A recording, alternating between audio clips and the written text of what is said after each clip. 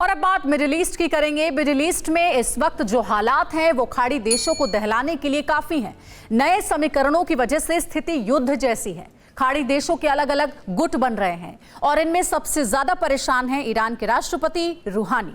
ताजा स्थिति में हमास ने इजराइल पर हमला किया, जिसका मुंहतोड़ जवाब उन्हें मिला, लेकिन इस हमले से रूहानी खौफजदा हो गए हैं।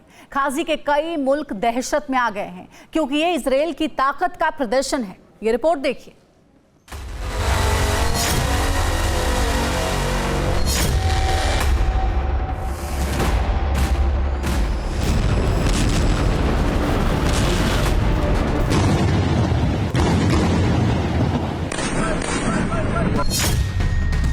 मिडिल ईस्ट में दहशत, इजराइल की बढ़ी ताकत।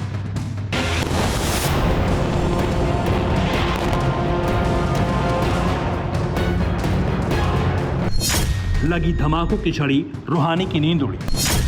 बदला ले रहा इजराइल, हमास पर गिरी मिसाइल। नेतन्याहू को गुस्सा आया, खाड़ी का आसमान थर्राया।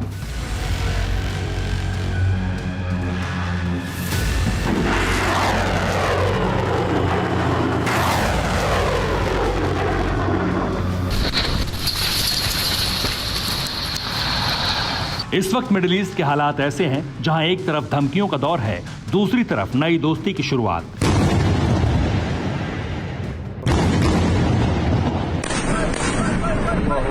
तीसरी तरफ दुश्मनी पनप रही है और चौथे मुहाने पर युद्ध छिड़ा है। इन तमाम मोर्चे पर एक साथ अगर कोई मुल्क खड़ा है तो वो इजराइल है और मौके की फिराक में है ईरान। खाड़ी के आसमान में उठ रहे इस धुएं में ईरान जितना मौका तलाश रहा है, उससे ज्यादा दहशत से थर्रा रहा है, क्योंकि उसके लिए खाड़ी में सबसे बड़ा खतरा इजराइल ही है, जिसके प्रधानमंत्री नेतन्याहू इस वक्त खाड़ी में अमेरिका के प्रतिनिधि के तौर पर काबिज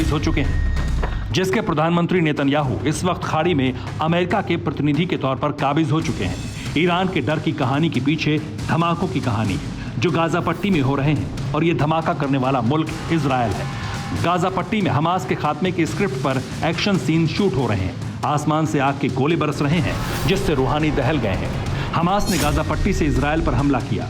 इजराइल पर हमास आतंकियों ने 12 रॉकेट दागे। इनमें से 9 रॉकेट इजराइल ने मार गिराए और फिर इजरायली सेना ने गाजा पट्टी में जवाबी कार्रवाई की। इजराइल ने हमास पर एयर स्ट्राइक कर दी। गाजा पट्टी में हमास पर 3 हवाई हमले किए गए,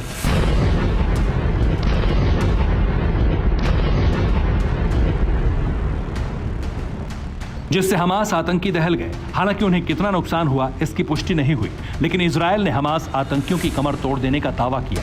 यह जवाबी कार्रवाई उन रॉकेट्स के लिए नहीं थी जिन्हें इजराइल के एयर डिफेंस सिस्टम ने हवा में ही मार गिराया, बल्कि उन 3 रॉकेट्स के जवाब में हुई जो इजराइल की सीमा में गिरे। इसलिए इजराइल ने गाजा पट्टी में हमास के ठिकानों पर सिर्फ 3 हवाई हमले किए और आतंकियों के महफूज ठिकानों को तबाह कर दिया। इजराइल की जवाबी कार्रवाई से सीधा संकेत ये गया कि नेतन्याहू की आर्मी हर हमले का मुंहतोड़ और माकूल जवाब दे सकती है, फिर वो हमास आतंकी हो या फिर खाड़ी का कोई और दुश्मन। इसलिए ईरान पर खौफ छाया है।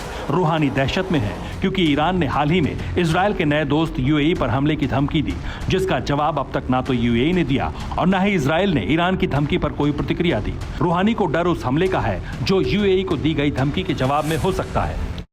परवाह देश की, सोमवार से शुक्रवार रात 10 बजे TV9 भारतवर्ष पर।